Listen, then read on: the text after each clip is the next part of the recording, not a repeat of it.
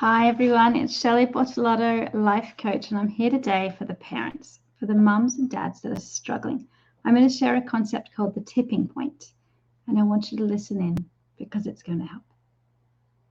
So, like I said, I'm Shelley Bortolotto. I'm a life coach for people that need help with anything and everything in their life. They have a big life and it feels big, and I help it make it small and simple and doable. Now, one thing when you're a parent is life is usually about kids, right? So when I was a parent, when I started being a parent, life was about keeping a baby, infant alive that maybe wasn't sleeping so great and all the things. And I came up with this concept called the tipping point. So the tipping point is that moment when you physically need to put yourself first. And it can look really, like explosive when it happens. For me, it looks like yelling at my husband saying, I just need time alone now. And it wasn't necessarily a pretty situation. So the tipping point is that moment when you identify in your body after putting everybody else's needs first. And this can be for mums or dads or caregivers of any kind, that you physically need to put yourself first. Maybe that's physically or mentally or emotionally. So you've just run out of care to give. Now, the tipping point is where it is actually better for yourself and for everybody else to put yourself first.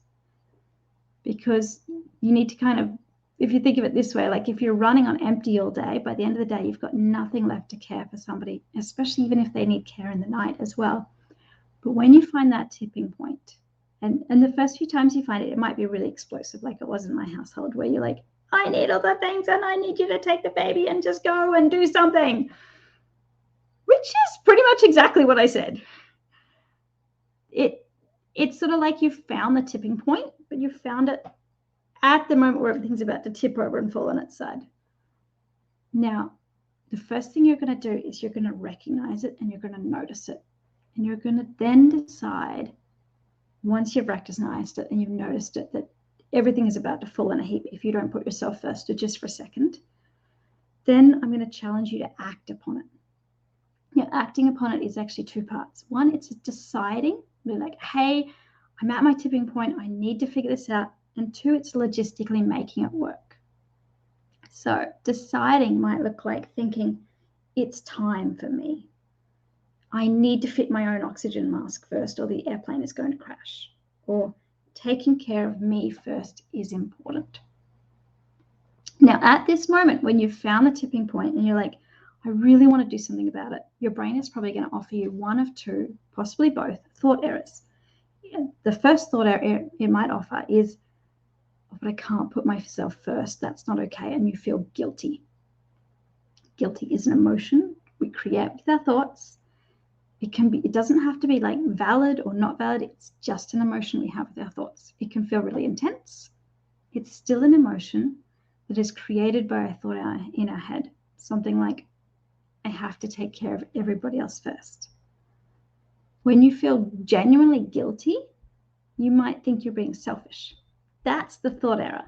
Anybody that is legitimately showing up as selfish in their day-to-day life all the time never feels guilty. They just see themselves as doing their thing. So if you're feeling guilty and it's tagged in with this thought of, I might be being selfish to put myself first, you're not.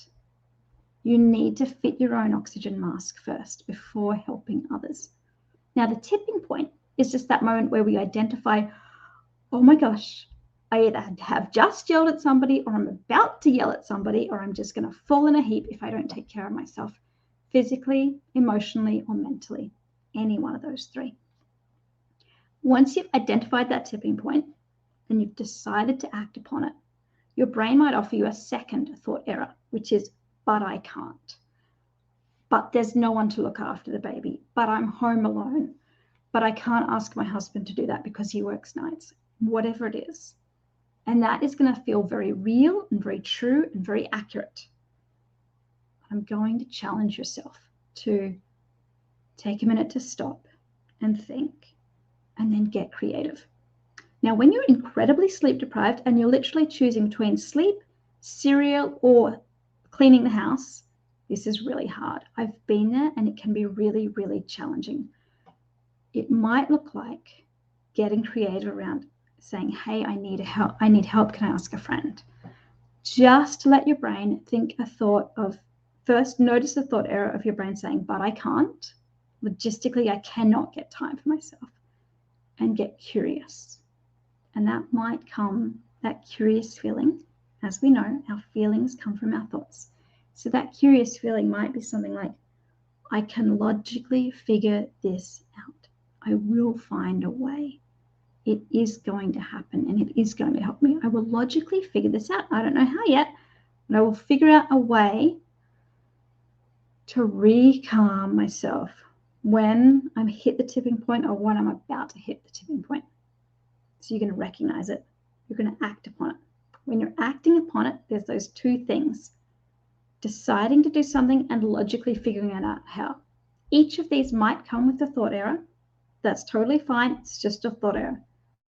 You don't have to feel guilty. You aren't feeling guilty. You aren't being selfish if you're taking time for yourself first, especially if you're at that tipping point moment. That other thought error of, but I can't. I don't physically know how to get time for myself. I don't physically know how I can step away from caring for my child or my person. Let's get curious. Let's figure it out. And if you need help figuring it out, talk to me. I can walk you through how to get your brain thinking around options to get a creative answer out of your life. Now, the third part, once you start seeing it and noticing that tipping point approach, is to get a little further down the chain. So a little better at noticing it coming up ahead of time, predicting when it will happen. One point when I was caring for my younger child, my husband was doing like a night and day shift. So I knew after like 2 mornings and 2 evenings, I could feel that tipping point start to approach. And I got a little bit better. Perhaps I'm pretending I was, but I wasn't. That I had actually ways and means to communicate to the people in my life, hey, I'm going to need some time for me. I'm going to need some time to recover. And maybe that means he takes the child, or maybe that means I sleep through the night, or maybe that means we get takeout. Any of those things can help you bring down from that tipping point. So you're going to start noticing it. You're going to start acting upon it. And then you're going to start seeing it approaching and making a plan for it. Acting before that tipping point explodes in your house. Now, I've said the word tipping point so many times that you can probably start to picture what it looks like in your life. I'm going to leave you with some thoughts, because our thoughts create our feelings. And when we get to have different thoughts in our head, and these might not come in straight away, but having somebody give them to you as options is very helpful. Things like, taking care of me first is important.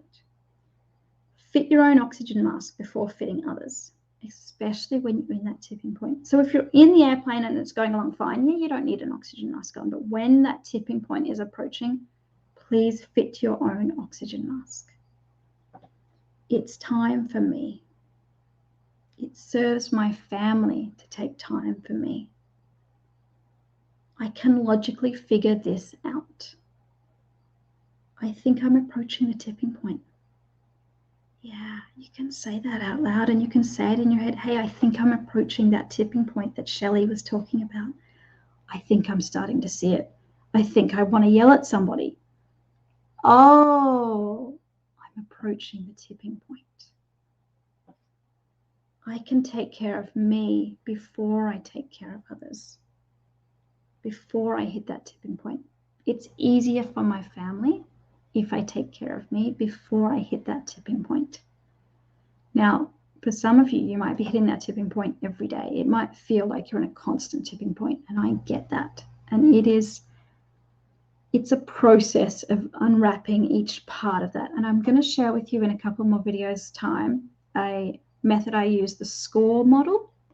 And I'll show you what that is to help you break down, well, if you're hitting the tipping point, what is causing you to get up there always and constantly? Which pieces of your life that help keep you sane and normal are you missing while you're in this intense stage of taking care of a child or taking care of a loved one?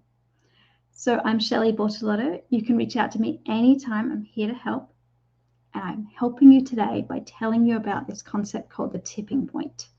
It's when you physically, mentally, or emotionally just need to put yourself first. It's okay to find it. It's okay to notice when it's coming. It's okay to act upon it. And I love you, and I will talk to you soon. Take care.